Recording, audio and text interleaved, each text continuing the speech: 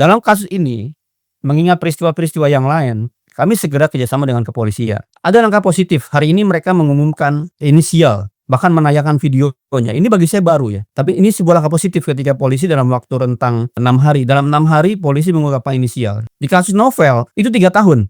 Serangan kepada pembela HAM, itu sudah semakin brutal. Udah nggak terhitung tuh, dalam 3 tahun lebih dari 1.000 kasus di Indonesia gitu. Maka kami menduga kuat ini adalah bagian dari operasi.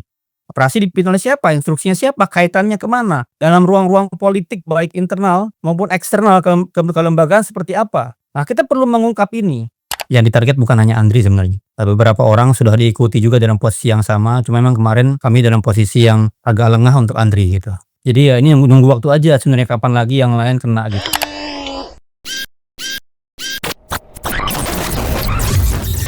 Pertama, serangan kepada Andri ini bagi saya bukan sekedar wacana atau keprihatinan ya.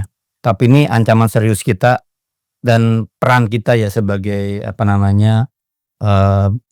semangat untuk perlindungan, semangat untuk keadilan, kemanusiaan. Jadi ini adalah serangan langsung ke jantung prinsip dasar kita bernegara gitu. Prinsip dasar di mana setiap orang sudah selayaknya dilindungi, tidak boleh ada lagi kekerasan gitu. Apalagi ini dilakukan oleh aparat negara, oleh tentara gitu, oleh badan intelijen yang berasal dari BAIS gitu. Ini kan mengerikan sekali, negara aparatnya digaji oleh rakyat, dipersenjatai, kemudian diberikan pengetahuan tapi digunakan untuk menyerang rakyatnya. Dan ini mengulang peristiwa kader kemanusiaan sebelumnya yang juga Koyata Kontras, yang juga kader HMI ya, Kahmi Munir. Yang sampai sekarang peristiwa Munir ini belum terungkap sepenuhnya siapa dalang di belakang Munir ini. Dan itu melibatkan institusi intelijen BIN waktu itu, sekarang BAIS misalnya. Orangnya dari situ gitu. Ini pertanyaan besar sih buat kita melihat posisi aparat negara ya, posisi struktur bekerja untuk apa sih gitu. Kok dipakai untuk menakut-nakuti, melukai, membunuh bahkan aktivis warga negara gitu. Jadi ini serangan langsung ke jantung konsep dasar bernegara kita. Artinya dia menyerang langsung kepada tatanan struktur kita bernegara ini gitu. Tatanan di mana orang berpartisipasi secara maksimal, berjuang secara maksimal ya, mandat organisasi juga untuk berjuang terwujudnya rakyat adil makmur sejahtera. Ini kan perjuangan konstitusional, mandat negara. Maka serangan ke Andri adalah serangan secara simbolik, secara langsung kepada perjuangan ini gitu. Bukan semata-mata ke Andri. Maka setiap orang ya, setiap warga negara, setiap kader-kader harus merasa benar-benar juga terserang. Itu penting ya. Kalau ada kader, ada anggota, ada rakyat yang punya kegelisahan ya, punya keresahan, yang merasa berjuang untuk kebaikan negeri ini nggak tersinggung, bagi saya permasalahan gitu. Dia menjadi normalisasi gitu, kekerasan oleh aparat gitu. Jadi kita harus merasa serangan ke Andri adalah serangan kepada demokrasi, serangan kepada hak asasi manusia, serangan kepada prinsip konstitusi, ya, serangan kepada kita semua yang sedang berjuang untuk perbaikan negeri ini gitu. Dan serangan kepada kelompok-kelompok yang kritis, kelompok kepada yang sedang berjuang ya, dari manapun asalnya, dari nggak harus kontras kan, karena serangan-serangan sebelumnya datang ke Tempo yang dikirim kepala babi. Kepada influencer ya, DJ Doni, Sherly, Iqbal Damanik, yang sampai sekarang belum terungkap gitu. Serangan kepada SMI di Jogja yang dikirimi ular, kobra dan lain-lain. Bom molotov kepada Jubi di Papua, pembakaran rumah kepada wartawan di Karo, 3 kantor LBH di bom molotov gitu. Termasuk kriminalisasi, pemenjaraan kepada kelompok-kelompok muda yang kemarin di Agustus sangat banyak gitu. Jadi ini situasi menurut saya yang sangat berbahaya. Jadi negara bukan lagi aktor yang melindungi, mengayomi dan menjaga rakyatnya, menjadi aktor yang justru yang menyakiti. Menganggap kritik ya, menganggap suara-suara yang hadir dari Kontras, dari LBH, itu bukan lagi kasih sayang, kepedulian negara, warga negara ya, tapi dianggap sebagai ancaman, sebagai gangguan yang harus ditundukkan gitu. Itu terkait situasi yang pertama. Yang kedua, dalam peristiwa ini saya ingin bilang bahwa saya hadir atau kemudian kami hadir sejak pertama di malam itu. Dan situasi ini sudah kami khawatirkan sebenarnya. Sudah kami khawatirkan kenapa? Karena peran-peran masyarakat sipil yang semakin kritis dan respon pemerintah, respon kekuasaan, respon presiden. Prabowo dalam beberapa kali mengungkapkan bahwa secara tidak langsung menyerang masyarakat sipil, menyerang orang yang kritis, menyerang kontras, menyerang YLBHI dengan menuduh bahwa kami, masyarakat sipil yang kritis, adalah antek-antek asing, dianggap mengganggu ketertiban, ya kan? Nggak peduli dengan kritik mereka itu. Jadi bagi saya simbol-simbol Prabowo dengan simbol-simbol seperti itu, bagi saya membahayakan. Kenapa? Bisa ditafsirkan oleh bawahannya bahwa kami adalah gangguan, kami adalah ancaman. Gitu. Kami adalah tantangan yang harus diselesaikan gitu. Itu direspon oleh aparat di lapangan dengan menangkap banyak aktivis kan. Ya. Jadi ada paradigma yang keliru di pemerintah, di kekuasaan, di aparat ya. Sehingga aparat di bawah menafsirkan seperti itu gitu. Membahayakan kerja-kerja kita sebagai kader bangsa ya. Itu yang kedua. Yang ketiga, dalam kasus ini mengingat peristiwa-peristiwa yang lain, kami segera kerjasama dengan kepolisian. Malam itu juga kami kontak orang-orang Polda dan orang-orang Polda langsung turun. Ya, ada langkah positif. Hari ini mereka mengumumkan inisial, bahkan menayangkan videonya. Ini bagi saya baru ya, baru. Tapi ini sebuah langkah positif ketika polisi dalam waktu rentang 12 ke 18 berarti 6 hari. Dalam 6 hari polisi mengungkapkan inisial. Di kasus novel itu 3 tahun. 3 tahun di kasus novel itu untuk mengungkapkan siapa terduganya, dan makanya kami nggak yakin terduganya siapa. 2 tahun setengah butuh mengungkapkan 2 orang brimob pelaku penyerangan ke Novel Baswedan. Ini 6 hari sudah diungkap ya. Walaupun kami jadi bertanya, pertama, kenapa tidak sejak awal polisi mengungkapkan pelakunya adalah orang-orang dari Bais? Ya, padahal sudah jelas sejak awal gitu. Saya melihat ada gangguan atau ketidakberanian psikologi, ya, problem ketika berhadapan dengan anggota pelakunya TNI.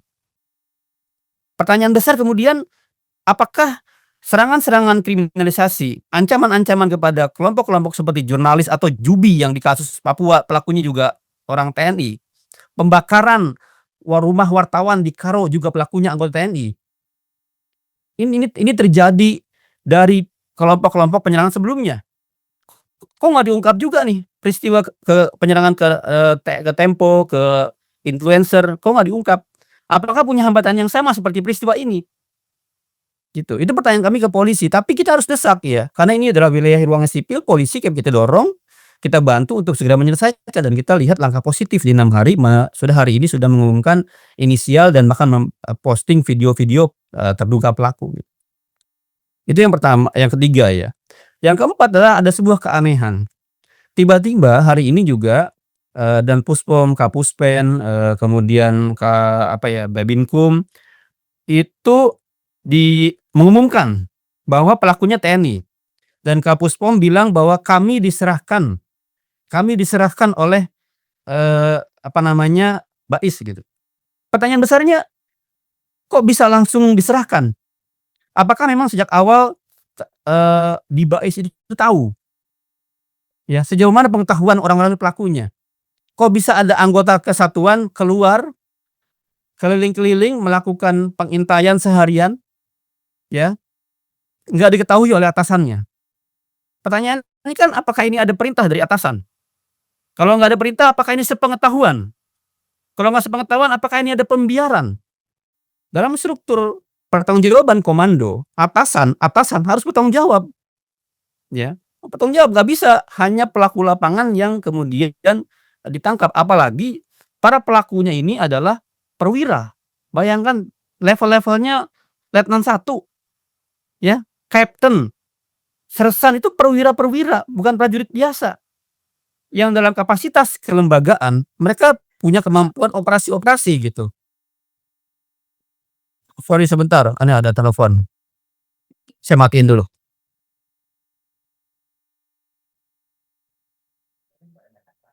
Lanjut ya.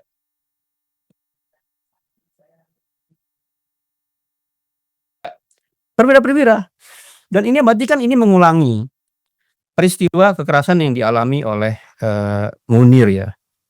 Nah, maka tantangan sekarang adalah bagaimana kita membuat perkara ini tidak berhenti, karena kami punya kecurigaan yang kuat.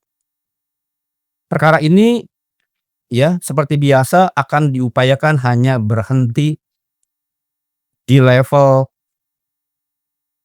pelaku lapangan. Kami khawatir perkara ini tidak diungkap sampai level yang menyuruh ya, level yang kemudian, membuat atau melakukan sistem operasi. Diputus tidak ada hubungannya dengan perkara-perkara kekerasan yang sebelum-sebelumnya di peristiwa lain gitu. Nah kami khawatir seperti ini, seperti di kasus pembunuhan Munir yang dieksekusi ditangkap hanya Polikarpus dan orang-orang Garuda gitu, nggak sampai ke atas-atasnya. Padahal di dalam pemeriksaan persidangan waktu itu diungkapkan ada perintah-perintah dari levelnya deputi dan lain-lain gitu. Ini penting juga bagi saya, kita harus mendesak kepolisian menuntaskan. Karena kalau ini tiba-tiba menjadi berbelok ke peradilan militer, nah ini kan bingung, kita jadi tertutup ya. Polisi sudah mulai transparan, sudah jelas semuanya langkah positifnya, tapi ini dimasukin ke sini. Saya khawatir ada permasalahan. Kenapa? Karena saat konpres tadi, kepolisian konpres, tentara konpres. Dan apakah ada penyerahan berkas di antara mereka? Apakah ada koordinasi di antara mereka? Kita belum tahu ya. Harusnya kalau ada koordinasi, mereka kontak bersama. Ya, di kepolisian ada orang TNI hadir misalnya ikut. Kalau di TNI misalnya orang-orang Polda datang ya. Sehingga nanti kita sih mendesak agar pemeriksaan ini diungkapkan di peradilan umum. Ya, karena ini tindak pidana umum. Kemudian korbannya juga warga sipil ya. Dilakukan bahkan oleh pelaku berpakaian sipil, bukan di ruang-ruang kerja militer. Harusnya sesuai Undang-Undang TNI pasal 65, peristiwa seperti ini harus disidangkan di PN umum. Agar apa? Agar kita masyarakat bisa leluasa memantau, melihat dan terlihat transparan. Ya. Tapi ada problem. Di Undang-Undang TNI itu ada klausul kalau kemudian belum ada atau tidak bisa dilakukan peradilan umum maka oleh peradilan militer sementara. Maka saya curiga ini akan diarahkan ke peradilan militer gitu. Akibatnya apa? Akibatnya kita bisa lihat dari peristiwa penculikan aktivis ya oleh tim Mawar. Berikutnya bayangkan ada aktivis diculik sampai sekarang 14 bahkan belum ditemukan. Tim Mawar diungkap oleh Kontras. Para pelaku-pelakunya kemudian memegang kangkung tetap berprestasi, dapat banyak jabatan tinggi gitu. Berarti apa? Berarti ada impunitas. Ada kekebalan buat para pelakunya, ya. Ada ketidaktransparan dalam penegakan hukumnya gitu. Nah ini yang kita takutkan sekarang. Maka saya mengharapkan dengan sangat kepada peserta diskusi kali ini, kepada kami, untuk turut ambil bagian secara nyata di berbagai bidang dan secara kolektif sebagai organisasi, meneguhkan semangat bahwa kita berhadapan dengan situasi yang berbahaya dalam demokrasi, dalam negara hukum, dalam hak asasi manusia, dalam keadilan kita sangat berbahaya. Karena setiap orang sangat mudah untuk dihabisi, ya, diintimidasi dan lain-lain. Maka saya berharap ini ada semacam pernyataan bersama, Kang Jana. Bukan sekedar kita diskusi, tapi ada semacam pernyataan bersama desain oleh kita semua. Jadi teman-teman bukan hanya sign atau dapat sertifikat dalam diskusi, tapi sign ikut petisi. Mendesak ini untuk pengungkapan setuntas-tuntasnya, ya kan, kemudian melindungi warga negara dan bukan hanya pelaku lapangan tapi juga sampai yang menyuruh ya, yang membuat operasi, yang mendanai siapa nih, yang melakukan ini semua. Gitu. Itu penting buat kita berpartisipasi karena ini bagian dari serangan yang brutal kepada kita semua. Gitu. Nah, yang kedua juga secara kekuasaan karena ada banyak kami di level menteri ya, Menkokum, imigrasi, ada banyak menteri-menteri yang lain, ada Menkum gitu. Bagaimana caranya? Ini juga menjadi mekanisme yang dibangun di pemerintah. Serangan kepada pembela HAM itu sudah semakin brutal. Semakin brutal. Udah nggak terhitung tuh dalam 3 tahun lebih dari 1000 kasus di Indonesia gitu. Di mana-mana. Maka penting memastikan orang-orang itu kalau masih mau dianggap sebagai kader ya, sebagai teman, sebagai alumni, mereka meneguhkan perjuangan perlindungan kepada orang-orang ini semua. Membangun mekanisme perlindungan pembela HAM misalnya. Dan memposisikan bahwa para pembela HAM itu bukan ancaman buat negara, tapi mereka adalah patriotik negara. Mereka adalah pejuang-pejuang konstitusional gitu. Ya. Yang berikutnya juga kalau ada kejadian seperti ini, kita perlu pikirkan mitigasi pengobatannya. Pengobatan Andri ini karena kena mata ya, harus diangkat korneanya gitu. Kulitnya juga harus dioperasi secara keseluruhan, itu sangat mahal. Nah pertanyaannya, bagaimana mendanai ini? Harusnya negara secara keseluruhan meng-cover. Karena apa? Karena pelakunya aktor negara. Maka negara harus tanggung jawab sepenuhnya mengobati ya, dan memulihkan keadaan Andri. Juga memulihkan dan mengobati, merehabilitasi semua korban-korban, pelanggaran hak asasi manusia yang pelakunya adalah aparat negara. Harus sepenuhnya bertanggung jawab dan melakukan moratorium, menghentikan semua langkah-langkah yang menuju, menurut saya yang berbahaya lagi adalah satu lagi, militerisasi. Sekarang kita lihat militer ditarik ke ruang-ruang sipil, ngurusin pekerjaan yang bukan pekerjaannya, ngurusin ompreng makanan, macul sawah, yang harusnya petani, ya kan, ngurusin koperasi, harusnya dia kementerian koperasi di mana-mana gitu. Ini situasi yang sangat mengkhawatirkan di mana tentara menjadi ambil bagian dalam ruang-ruang sipil. Bahkan sekarang asisten teritori yang zaman dulu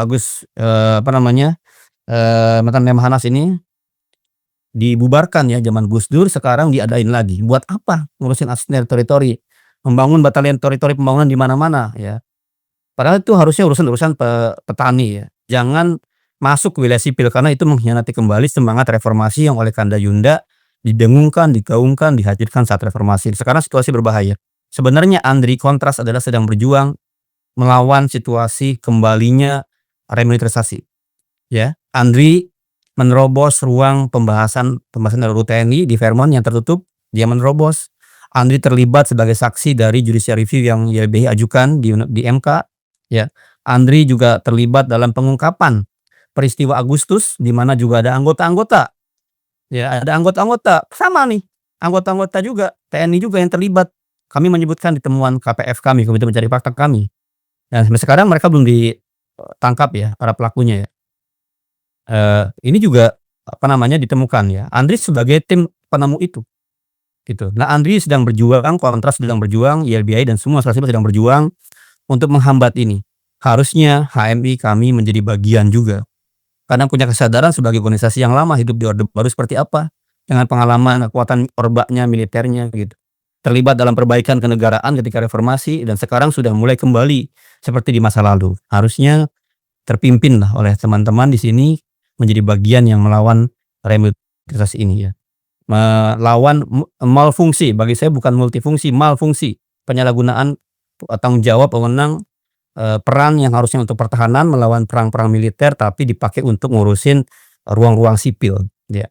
Jadi dirjen, direktur BUMN di mana-mana, bahkan mengisi sekarang posisi-posisi di Kementerian Sipil lebih luas lagi. Itu sangat membahayakan. Yang kedua tadi segera juga reformasi peradilan militer ya. Kejahatan umum biasa, kejahatan sipil harusnya disidangkan di peradilan sipil, bukan peradilan militer. Peradilan militer itu apa sih urusannya? Urusannya disersi, harus itu. Kejahatan perang, itu pakainya peradilan militer. Kalau KUHP ya penegak hukumnya penyidik kepolisian. Di KUHP dijelaskan satu-satunya penyelenggara atau pelaksana dari hukum acara pidana ketika bicara KUHP dia ada di KUHP. Nah, KUHP jelas siapa penyidik yang harus menyidik, siapa jaksa, siapa kemudian penuntut, siapa hakim, itu jelas semuanya. Jangan kembali juga hianati atau tidak melaksanakan hukum acara pidana yang berlangsung sudah disahkan yang sekarang. Ketika sebuah rantai komando dalam tentara terlibat, pertanyaan besar ini mengapa bisa seperti itu? Gak mungkin dalam ketentaraan itu ada satu perbuatan, satu tindakan yang tidak diketahui. Apalagi tugas-tugas kelembagaan gak boleh itu. Maka ada problem di situ, kasih tanya, problem apa? Apakah problem struktural, keterputusan komando, atau ada kelompok-kelompok yang di luar garis, ya, mereka berkumpul, mereka merancang gitu. Karena kan peristiwa-peristiwa politik di Indonesia, peristiwa apapun ya, peristiwa 65, peristiwa 98, peristiwa 74, bahkan peristiwa Agustus kemarin 2025, Komite Pencari Fakta merilis laporannya, dugaan kuat keterlibatan Bais. Ada level-levelnya, orang-orang yang ditemukan ditangkap oleh Brimob di lapangan. Nah, itu berarti ada operasi. Pertanyaan besarnya siapa yang melakukan, siapa yang mimpin gitu. Nah, di kasus Andri ini juga sama. maka kami menduga kuat ini adalah bagian dari operasi. Operasi dipimpin oleh siapa? Instruksinya siapa? Kaitannya kemana? Dalam ruang-ruang politik baik internal maupun eksternal kelembagaan seperti apa? Nah, kita perlu mengungkap ini. Jangan sampai ini menjadi hanya kasuistis semata, tidak menjadi, kajian yang, komprehensif dalam, tatanan perbaikan kelembagaan ya, ke depan gitu. Karena sekarang situasinya Kang Jana dan teman-teman semua, situasi politik kan nggak jelas di pemerintah pusat ini kan. Ada banyak cerita, apa namanya, kepala staf presiden ya, KSP ya, nggak bisa ketemu presiden. Menteri-menteri nggak bisa koordinasi dengan presiden. Temuan Tempo bagaimana politik luar negeri nggak jelas, ya. Diplomat-diplomat semua nggak bisa komunikasi dan nggak tahu apa kebijakan presiden dan Kementerian Luar Negeri. Anggaran-anggaran kementerian semua teriak, dipotong, mengecil, dipakai buat MBG. Jadi saya membayangkan ada struktur besar makro di politik juga bermasalah gitu ya. Komunikasi nggak jelas, ruang-ruang kesepakatan bagaimana arah kemana nggak jelas, saling menimpa satu sama lain gitu. Pun di dalam banyak institusi juga terjadi, disinformasi dan, keterkaitan satu sama lain. Makanya penting diungkap oleh TGPF ya. Hubungannya apa? Saya khawatir kita nih kelompok sipil menjadi simbol mainan saja. Mereka bikin ini, bikin itu, ya korbannya siapa? Korbannya masyarakat gitu. Karena temuan YLBHI dalam peristiwa dulu kerusuhan Ambon misalnya, peristiwa, operasi Naga Hijau di Jawa Timur misalnya dengan menyerang siluman, operasi apapun itu erat kaitan dengan situasi politik, baik di kelembagaan maupun di kenegaraan, ya. Jadi ini perlu dibongkar, kenapa perlu dibongkar? Karena untuk mencegah keberulangan. Jadi ini menjawab yang terakhir, bagaimana mencegah? Satu, harus dibongkar, seperti Toba tuh harus diakui dulu masalahnya apa, relasi ruang-ruang politiknya apa, kelembagaannya apa. Sehingga ada satuan, ada orang, ada tim yang bergerak, berani seperti ini gitu. Apa namanya, membuat kisruh semuanya, membuat tidak nyaman semua, membuat membahayakan nyawa gitu. Kan nggak mungkin dia bergerak tanpa kesadaran itu gitu. Satu hal ya, jadi kita harus mendesak yang pertama Kang Jana dan semua TGPF gitu. Jadi mungkin ke Pak Yusril, ke siapa, agar terbongkar semua. Andaikan ada upaya-upaya menyelubungi ya, membuat ini terselubung, gelap ya, upaya penyelesaian hukumnya menjadi hanya masalah, pelaku lapangan saja, dia nggak terjadi, ya. Dan siapa yang bisa bicara? Di kasus peristiwa Munir tadi Mbak Bib cerita, TPF. TPF lah yang membongkar itu semua, ya. Kenapa tersingkap sampai tersangkanya Mudi PR di kasusnya Munir? Karena TPF. Karena di sana ada Retno Marsudi, ada Usman Hamid sebagai anggota TPF-nya, bukan hanya polisi atau tentara. Gitu. Mengungkap keterlibatan bagaimana lembaga BIN waktu itu dipakai untuk nyurati security aviation nih Garuda misalnya. Memberangkatkan si siapa namanya, si Polikarpus, itu pengungkapan dari TPF gitu. Jadi menurut saya satu TPF penting, yang kedua adalah bentuk, tim monitoring ya, tim monitoring yang bersama-sama sehingga semua bisa dapat update berikutnya, nggak hanya selesai diskusi ini tapi, teman-teman semua bisa dapat update-an berikutnya dan ketika gabung dalam sign misalnya petisi atau apa, terlibat terus memantau ini semua dan memberikan dukungan kepada, tim advokasi yang dibentuk oleh masyarakat sipil gitu di ruang sebelah gitu. Nah, situasi berikutnya saya ingin bilang bahwa tadi saya bilang di awal, peristiwa-peristiwa sebelumnya, peristiwa Agustus di mana ada dugaan kuat keterlibatan ini operasi, ya, operasi bahkan saya bilang di laporan KPF, Bais di situ anggotanya tertangkap. Terus peristiwa intimidasi di kasus dulu Tempo, Kepala Babi, dan puluhan orang influencer. Ini berarti kan mereka sudah, kalau emang ini adalah satu polanya sudah diulangi terus-menerus. Ini harus diputus, jangan sampai terjadi. Makanya peristiwa Andri ini menjadi pertaruhan bagi kita kelompok masyarakat sipil untuk apakah berubah apa tidak, ancaman kepada kita. Dan yang ketiga, menghadapi situasi negara yang makin gak jelas, remilitarisasi, anggaran yang semakin aut-autan, ekonomi yang juga semakin mengkhawatirkan ya, fiskal dan lain-lain, keterlibatan Indonesia di level global, di level nasional soal BOP, soal agreement reciprocal trading yang juga makin nggak jelas.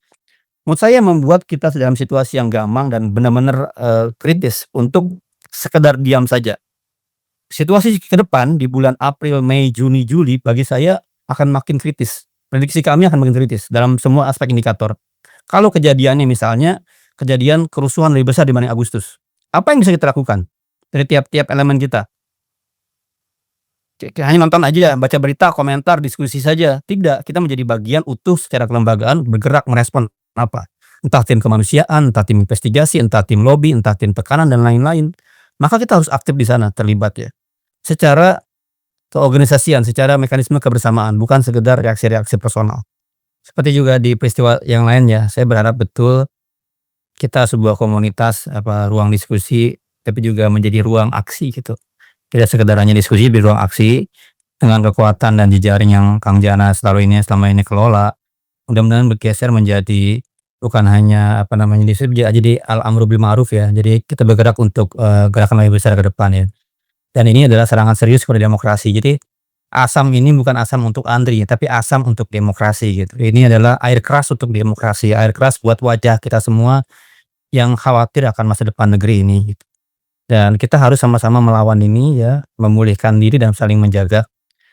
Dan banyak, sebenarnya juga, orang-orang yang berani seperti Andri juga dalam posisi yang bahaya. Jadi sebenarnya kalau kami dapat informasi, yang ditarget bukan hanya Andri sebenarnya. Beberapa orang sudah diikuti juga dalam posisi yang sama, cuma memang kemarin kami dalam posisi yang agak lengah untuk Andri gitu. Beberapa yang lain sudah kita jaga, tapi yang Andri emang kita agak lengah di malam itu. Jadi ya ini nunggu waktu aja sebenarnya kapan lagi yang lain kena gitu. Termasuk kapan lagi mungkin bisa jadi Kang Jana mendiskusikan serangan kepada saya gitu. Saya sebagai korban di masa depan. Nah itu kan jangan sampai seperti itulah kira-kira. Eee, dan lebih besar lagi, kita harus lebih berisik ya, lebih berisik untuk menjaga negeri ini karena semua instrumen hukum ya, MK bahkan sekarang udah diterobos misalnya. Aneh banget menunjuk hakim seperti itu gitu. Jadi ada cara yang keras tapi juga ada cara-cara yang sophisticated gitu untuk menghancurkan negeri ini. Ini cara yang keras. Kita mungkin bereaksi, cepat gitu. Tapi ada banyak cara yang sophisticated yang via hukum dan lain-lain kita nggak terlalu ngeh gitu ya, karena secara diam-diam dia dirusaknya. Nah kita harus memperbaiki semuanya dan menjaga semuanya. Terima kasih, kekurangan saya mohon maaf. Wassalamualaikum warahmatullahi wabarakatuh.